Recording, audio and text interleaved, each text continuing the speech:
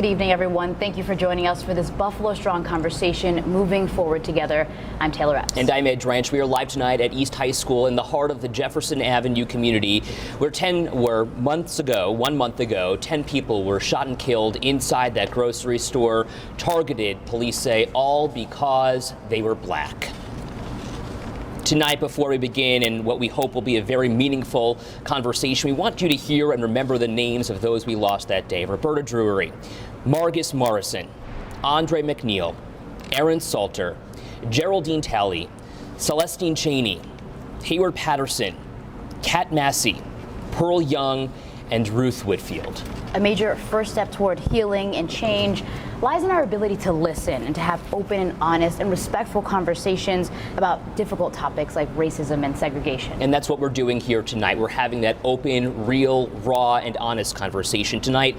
We're facilitating that discussion on behalf of those 10 people who were shot and killed, whose voices were silenced. And we want to introduce to you tonight our esteemed panel. Dr. Ava Doyle is a retired Buffalo public school teacher with more than 30 years experience, a lecturer, a journalist, often focusing on the African-American experience. Thank you so much for being here with us, Dr. Doyle. Mr. Dean Lewis, a son, brother, father, and a grandfather who spoke open with me and candidly about his experiences as a black man while visiting the Jefferson Memorial. That interview sparked conversations in homes all across Western New York. Dean, thanks so much for being with us. And Rasan Delane is a doctoral candidate completing his PhD in counseling and counselor education. He's also the project coordinator for health equity at the Community Health Center of Buffalo. Rasan and a team from the Community Health Center of Buffalo were amongst the first to address both the physical and mental health trauma in the aftermath of the shooting. We have Dr. Amy Reynolds. She's a professor at the University of Buffalo, a psychologist and faculty expert on multiculturalism with a focus on race, inequality, and education. Thank you so much for being here with us tonight.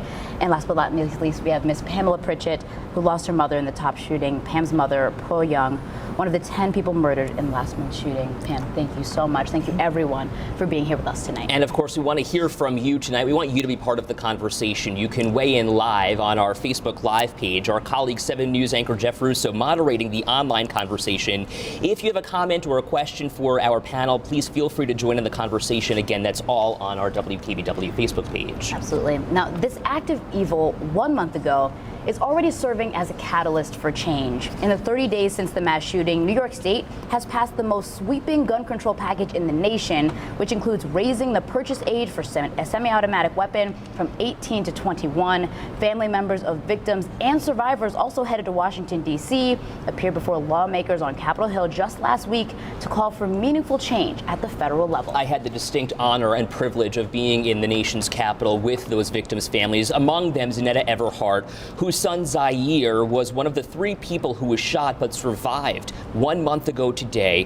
I want to play you part of her message to those Capitol Hill legislators. Listen. Domestic terrorism exists in this country for 3 reasons. America is inherently violent. This is who we are as a nation. The very existence of this country was founded on violence, hate, and racism, with the near annihilation of my Native brothers and sisters. My ancestors brought to America through the slave trade were the first currency of America. Let me say that again for the people in the back. My ancestors, the first currency of America, were stripped of their heritage and culture, separated from their families, bargained for on auction blocks, sold, beaten, raped, and lynched. Yet I continuously hear after every mass shooting that this is not who we are as Americans and as a nation. Hear me clearly. This is exactly who we are. So Zanetta said on Capitol Hill she keeps it real, and she kept it real in that moment, basically saying that her ancestors were the first currency, the slaves of our nation, what our nation is built on, the foundation. And she says this is exactly who we are as Americans. And I think a lot of people's instincts are to say, no, this is not me, this is not what I know, this is not who we are. But Zanetta's saying this is exactly who we are. Pam, you were there, you were in D.C. with Zanetta having these conversations. When you hear those words, what's your gut reaction to what she had to say? My gut reaction, honestly, was to say, no, we're not. But then I had to think and remember some of the things that have happened in our history. And the thing that really I thought about the most was how propaganda brought so many things about. I thought about Wilmington, propaganda, them saying things about African Americans, destroyed an entire city over that. And you look now and you say, that was 1898. The newspapers saying things about African Americans.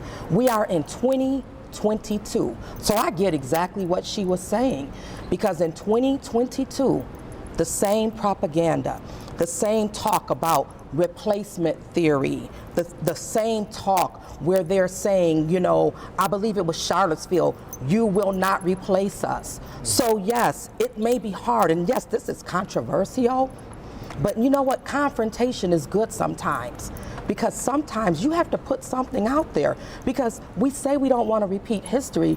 Well, guess what? We had 1898, we had Tulsa in 1921, we had Emmett Till, and here we are now in 2022, and the same things remain the same. The propaganda, white supremacy, all of those things. So yes, we have to put it out there. And I will say right now that it's important. I think this is a pivotal time right now in our nation, but not only in our nation, but right here in Western New York. If you'll allow me, I'll say this. I tell people, I don't like to say my mother passed away, because she didn't pass away. When someone passes away, my father passed away. I got a chance to see him. My family, we gathered around him. That didn't happen on May 14th. On May 14th, a vile, racist young man came here who believed in the replacement theory, who had a manifesto. He came here and he murdered my mother. And every time I have to say that he murdered my mother, it feels like a part of my heart is being pulled out. But I thought at home and I said, if I have to hurt remembering this, and it's hurting me right now that my mother was murdered, Buffalo needs to get uncomfortable with the truth of Western New York. And that's what has to happen. That's what this conversation needs to be about. We cannot be Buffalo strong if we're not Buffalo uncomfortable first. That's a really Amen. good point. And let's get uncomfortable here. This is not something that we are immune to as Western New Yorkers. Racism is real here. It's deep-rooted. You know, Dr. Doyle, you and I were talking about 10 years ago. We met a man in South Buffalo who said, at the scene of a fire, and you remember this interview that I did with this man sitting on the back of a pickup truck, when I asked what he thought about having this family of refugees burned out of their home because of the color of their skin, he said those people should stay in their own neighborhood. And I asked him who he meant or what he meant by those people, and he said blacks, minorities. This community is deep-rooted in racism, and it's not that somebody came into Western New York with racist views. Sure, he did. Allegedly, of course, according to police, you know, just being the journalist here. But at the same time, racism is real in our community. Absolutely. There was a time, and we couldn't go to South Buffalo. Yes. I remember as a child. Yes. In my teenage years, I wasn't allowed. Okay, I remember fighting out in South Buffalo because I went to visit a friend. Because as I said before, I'm a gamer. I play Dungeons and Dragons. I play, you know, all sorts of tabletop RPGs. And one of my friends invited us out to come and play. Got off the bus, and we were surrounded, and we had to fight because we didn't belong there. You know, and we were told we didn't belong there. Who told you that? It was 3 adult men and about 6 teenagers. White? White. All white men. White males. You know, Pam said something very pertinent about being uncomfortable. We live uncomfortable. We live uncomfortable. I have been across this country. I served in the United States Armed Forces. I defended this country. I was wounded for this country. But I was uncomfortable in the military with the guy that sat next to me because it was a white guy who didn't care for somebody with my complexion. How is it I can defend a country, but I have to be uncomfortable within its boundaries. This is home, but yet and still, I'm uncomfortable. These are realities people don't want to accept. You talk about silliness like replacement theory and critical race theory. It's not, these are not things. Those are just words. Those are just words. Because critical race theory isn't a theory, it's history. It's the truth. That is what critical race theory is. Replacement theory is not a thing. It's stupidity. It's an excuse to act foolish. Because guess what? No one's being replaced. We're all sitting here. You bleed the same color I do. That's right. Each and every one of you. If we share the same blood type, do you want some blood if you're in a car accident? Do you want a replacement heart if, you know what, if it's still good and viable? Of course you do. You know, it's interesting that we talk about certain neighborhoods, especially here in Buffalo and Western New York. So much of this lies in the history of how the city came to fruition and how the city was divided up. Data shows that Buffalo is considered to be the sixth most segregated city in the nation, but these issues go back even further, deeply ingrained in our city's history. There's a map that we have here for you that dates back to 1937. We're talking 85 years. Things were redlined. Absolutely. Banks wouldn't give loans, outlining specific places where black people were a risk, is what they said. The Cold Springs area in particular on the east side considered hazardous due to its increasing Negro population. That's a direct quote, meant to access to funding or limiting access to funding, housing, and loans. So much of that was impossible for people who lived in that community. So it's not just, this is 85 years of history in our city. This is nothing new. So where do we go from here, and how do we kind of move that conversation forward and say this is not who we are? I just wanted to add that as a teacher in the Buffalo Public Schools for 30 years, and as a historian, a journalist, I have been writing about African and African American history for more than 44 years. And when you mentioned South Buffalo, it brought back a lot of memories, because I started the beginning of my career teaching at the old school 26, teaching kindergarten and first grade. And it was during the time of the .22 caliber killer. I will never forget that. In the 1980s, Joseph Christopher committed a series of murders of black men. And it was called the .22 caliber killer because he did it with a .22 caliber sawed-off rifle. And when he was interviewed, he killed over 12 black men, and he cut out the heart of one of them. And he was vicious. And when they interviewed him to ask him, why are you killing black men? And he said, and I'm going to use the word I don't like to use, I don't like niggers. That was his exact quote. And when I left the school, there was a parking lot in the back of the building, and across the street there was a tavern. And every day during the time of the .22 caliber killer, I was nervous. I didn't know which way he was going next. A group of white men across from the school would call me the N-word every time I came out of the building. Now, I'm teaching white and black students. I'm an educator, and that happened. I just want to quickly comment on something that you were talking about, the history. I just want to get this in, because I cannot speak unless I get some history in there. Whenever I see the insurrection on the Capitol building, what comes to my mind is this: black slaves built the Capitol building. Black slaves built the White House. And if you stand in front of the Capitol building and you look all the way up to the top, you will see a statue. It's called the Statue of Freedom. And it was a black slave who helped to make sure that that Statue of Freedom was placed on the top of the Capitol building.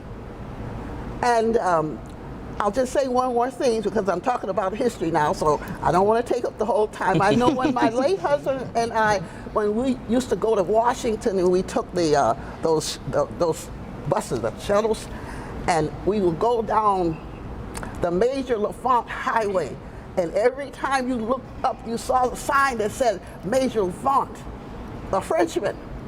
And I asked the guy the question. I know I didn't ask him a question, I told him, I said, you need to take that sign down.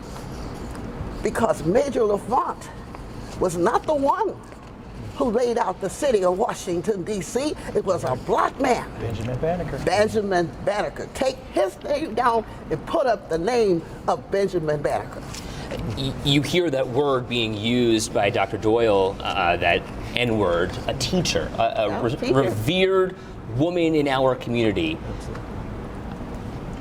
That was years ago. Still, though, today these words are being tossed around. Ed, if I can say this, if you'll allow me, I have a son. My son is 17 years old, and he came home one day and he was so upset because he said that he was just walking home, our neighborhood, someone just using that word followed him from one block to the next block to the next block. So when we try to act like this isn't here, we need to get honest. My son, a few months ago, he told me something. He was in a particular neighborhood, and I said to him, like Ms. Doyle was saying, I said, and Mr. Lewis was saying, I said, I don't want you to go over there. I know what that neighborhood is like. And you know what he told me, Ed? He said, Mom, I was okay. I had my covering. You know what that is? That was his white friend. He felt like I got my white friend with me, so I got covering. In 2022, he felt like to go without, in this Western New York community, that in certain places, that's what he said, Mom, I had my covering. What did it feel like when he told you that? I was so hurt. I can't even say I was angry. I was hurt. I was saddened that we still are dealing with this. And I was saddened that my son had to know this at 17, that my son had to know this. And we sit and we say how much things have changed. But when you have your 17-year-old come and tell you that, it lets you know, guess what? You need to open up your eyes, come out of willful ignorance, and know that these things are happening. I don't want 30 years from now my son to have that, but I'm a little bit afraid. You know why? Because we've been having this same conversation and been going around the same wheel over and over and over again because people don't want to open their eyes. Can I speak Please, to what son. Ms. Pritchett is communicating, and I'll talk about fathers for a minute. So my father is a decorated Marine Corps veteran who was injured while serving in Vietnam. And he would tell me stories of, coming home from serving, right, and being injured in combat, serving this country, and being called the N-word in his uniform. Absolutely. And then, I think about, as a young child, him talking to me about and telling me about, as a black man, the realities of the world that I would live in. And he would say, son, you know what? You may accomplish great things in life, but some people will still see you as an N-word. Then I have two young boys. And I remember almost 2 years ago when George Floyd was murdered. And I was holding my boys. And I was saying to myself, they're not safe. And how is it that less than 2 years later, in this community, here we are again?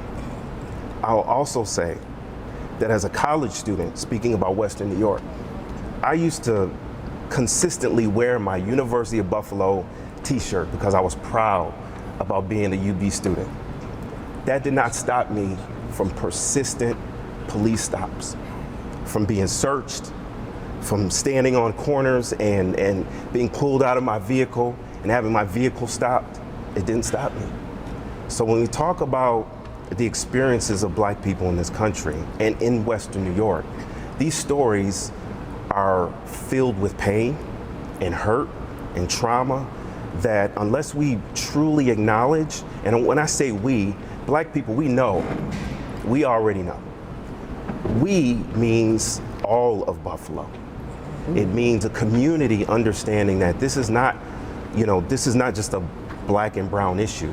This is a community issue. And we really need to focus on emphasizing it. We're going to talk about community, and we're going to make sure that we understand and are not willfully ignorant, and that our eyes are wide open on the other side of this break as we continue on with our Buffalo Strong conversations moving forward. We'll be right back.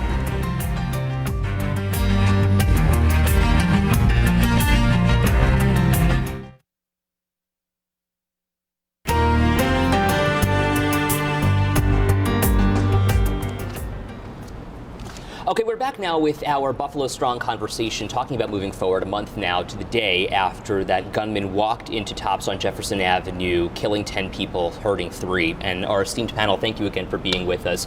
Dr. Reynolds, I want to kick things over to you because I think it's really important to get the context here. And I'd love for you to respond to what Rasan had to say just moments ago, talking about how, as a child, his father told him that some people will simply see him as the N-word as he grows up through life. And I want you, as a professor and somebody who focuses on race, inequality, and education, to really drill down on that for me. Why is that, and what can we do to make sure that we are opening our eyes? Right. Well, segregation is a powerful force that keeps people apart. And all the early researchers on prejudice talked about contact. And if people don't have contact, sometimes people say, why has there been such movement in LGBT issues in like 10 years, so much movement? And that's because gay people, lesbian people are in people's families. Everybody has contact with them, and they get to know them and love them and care about them. But that's not true around issues of race and social class. And I'm sitting here as a white person hearing these stories and thinking, Dean, about what you said, which is people need to be uncomfortable. It's white people that need to be uncomfortable. It's white people that need to listen to the stories rather than be defensive and say, oh, I wouldn't be that way. I'm not racist. That I would never say that to your son. My child would never say that to your son. We have to be honest about that. And the only way to do that is by addressing some of the structural issues that I know we're going to be talking about. Mm-hmm. Can I say Please. something to that? What we have to do is set aside the ideology that people with moral superiority are better. There's no such thing. That's one. Number two, you're talking about being uncomfortable. Here's the crazy thing. I'm uncomfortable daily. Daily. Because there's always something or someone that may be offended by something about me.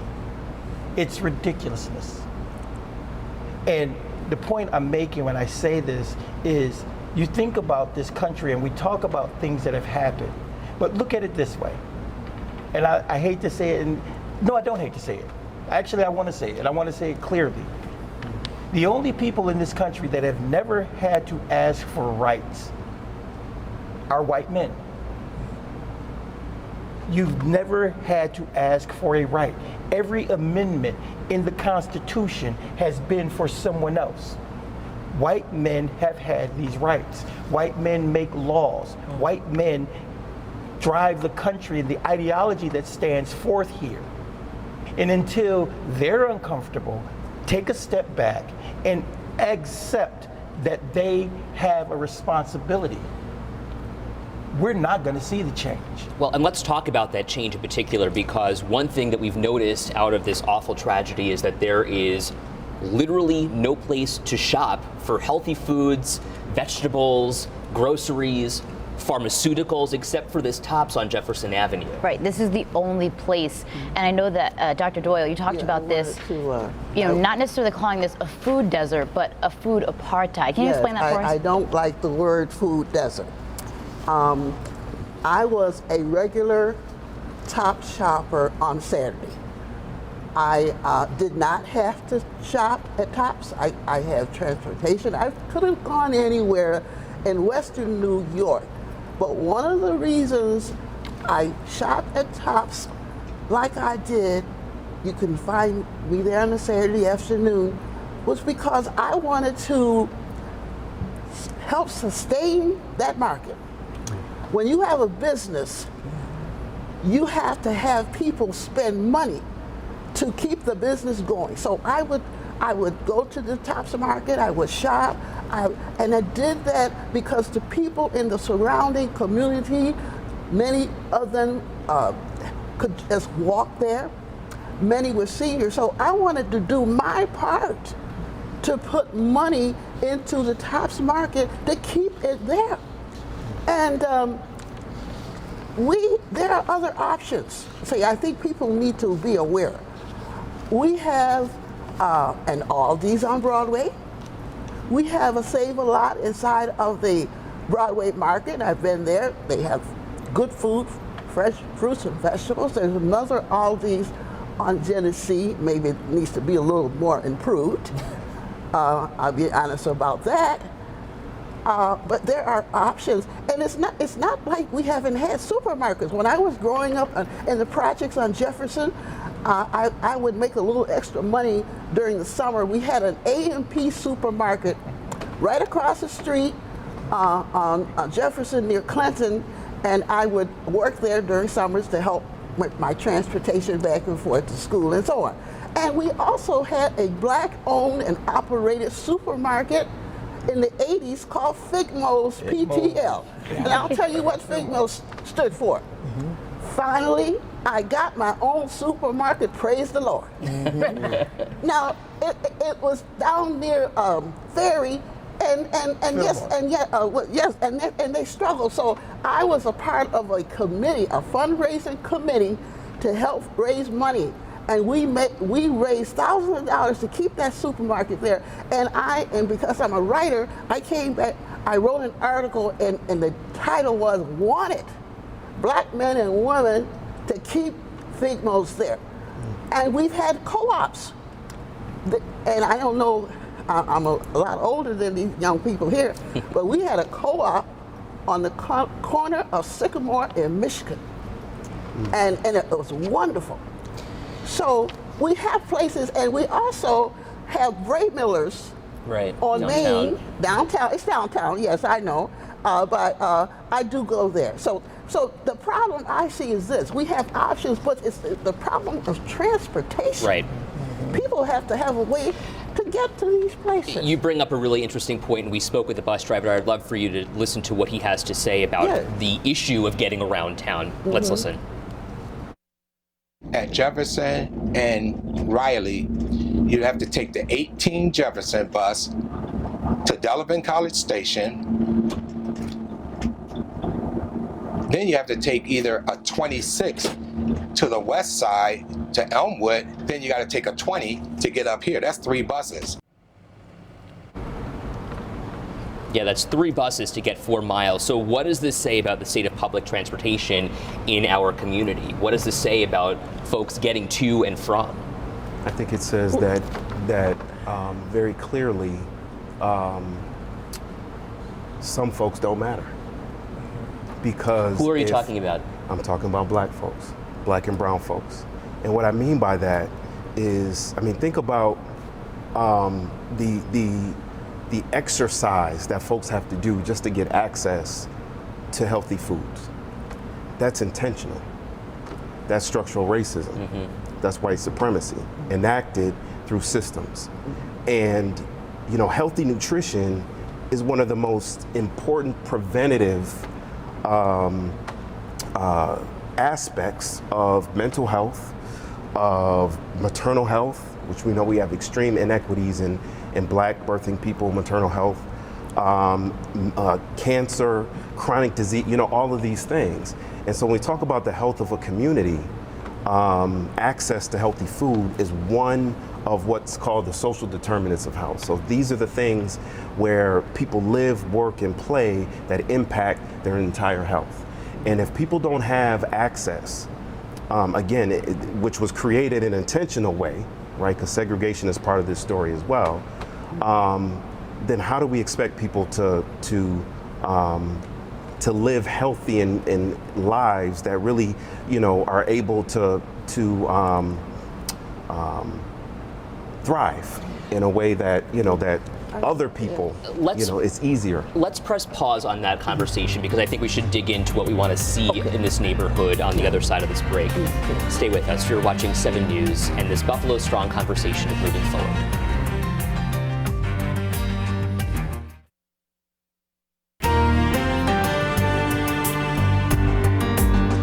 Welcome back, everybody, to our Buffalo Strong conversation, moving forward together. We've had some incredible moments here already on the stage tonight, and we can't wait to have it continue further. And we thank you all for joining us and chiming in on Facebook Live and listening really to everything that everyone has to say here, because I think it's really important to engage with this conversation and really push it forward. Some really probing points that we've all discussed here tonight, and so many of you are weighing in on our Facebook Live. Our anchor, 7 News reporter, anchor Jeff Russo, here with us tonight, monitoring those Facebook comments. Jeff, what are you hearing so far? Yeah, pretty good conversation going on online as well on Facebook Live tonight. Many people chiming in saying they are thankful for this opportunity to hear this honest conversation, thankful for the panelists that have come together tonight. One question coming from Emma: do you think it would be possible or perhaps helpful to hold a public forum for all the residents in the city of Buffalo to come together to discuss our differences? I think that's an interesting point. And one theme that we continue to see tonight comes from Julie. How do we help? Real help. A lot of people asking, how can I be a part of the solution here? How can I provide a solution? I know that's broad in general, right? But if there are people that are watching this program that want to be a part of the conversation, I would love to hear from a panelist or one of the experts here on how people at home can help. You can help at home by doing 2 things. Number one, and it is what it is, but you have to listen. Stop talking, listen. Because that's an imperative. Because if you listen, then you can empathize. A lot of people will never understand this because they don't walk in this realm. So you gotta just stop and listen. That's number one. Number 2 is you have to start looking at who we have in charge of this city, of this state, of this county. We need more representation. We need people who are going to listen and who are going to enact what is necessary to make those changes. Because see, here's the reality. We've been talking about the supermarkets and getting to and from and so on and so forth. Guess what? The reality of it is first of all, why not build a proper Tops in that neighborhood?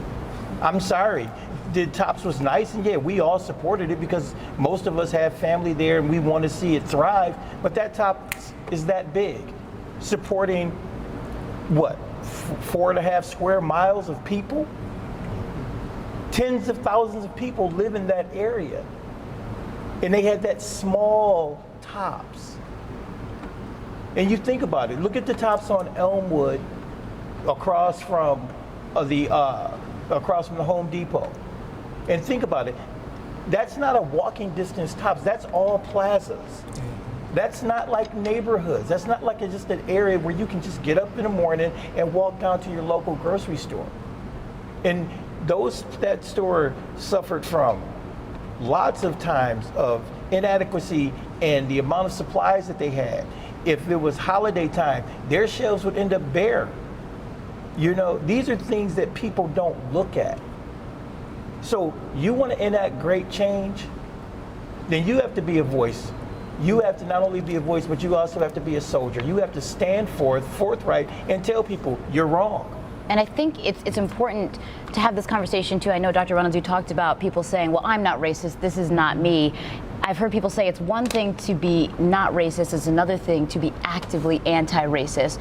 What does it look like to act against racism in your everyday life? Well, I think it requires that you look in every institution, an organization that you're a part of, and decide and look at how the change has to be, right? And then you have to put resources there. So at UB, the president created a council to look at racism, and they came up with some amazing, actually, recommendations, pretty progressive, pushing the institution, and they identified implementation. Now we have to see, is UB going to put the resources there to actually bring those things to fruition? Because, you know, there's first order change and second order change. First order change is where most organizations go. Some people who are not feeling affected say that feels like appeasement. That's not true change. True change requires institutions to feel uncomfortable to take risks. And I think everybody within their families, within their schools, within their communities have to look around and say, where does the change need to occur? And then make that effort. And then connect with people who are different. Yeah. Do you mind if I I'd like to follow up on that? I've been on a number of shows in the last few weeks, and one of the things I have challenged white America, and this is how I challenge them: sit down at the dinner table with your family, with your children, and have some serious, honest conversations about race. I don't think people have done that. And I don't want racism to get lost in the conversation, because I see a lot of people coming down Jefferson, and that's good. I'm glad to see people being united. But I don't want people to forget what caused this 18-year-old white supremacist to invade the black community, to kill black folks. And I'm particularly incensed because I found out that that 180-page manifesto had my street on it. Had my street on it. How dare he put my street and some of the other streets around there? And the police commissioner even said he had planned to leave cops and come down Jefferson and just kill black folks. Yes. But you got to have a conversation, and I'll say this last thing. While we are marching and coming together, march to the voting booth. That's right. March to the voting booth. Get these people, these young people registered. And if you're not satisfied with what's going on, get some of these people out of office. We're going to continue this conversation right after this.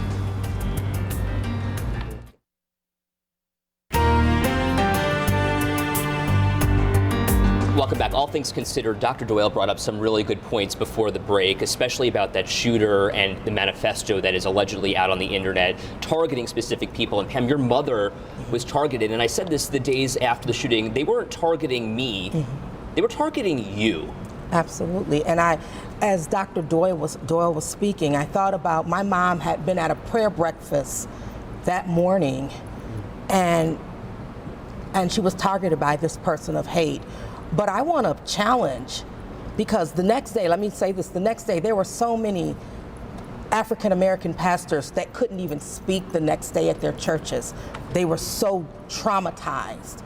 But I want to put a challenge out to our evangelical Christians who are white, that they need to make it known in the pulpit that this behavior is unacceptable. I would like for the news to come in and for them to make it known, because you know what? I believe Dr. Martin Luther King talked about the fact that at some point or another, you as a Christian leader have to take a stand and say that when things are wrong. And I just kind of wanted to put that out there, because I think about that all the time. It's about being that voice, and that's how we as a community can continue to move forward, calling out that structural racism, calling out the systemic racism in our community, and doing what's right when no one's looking. We're going to be back with some final thoughts after this.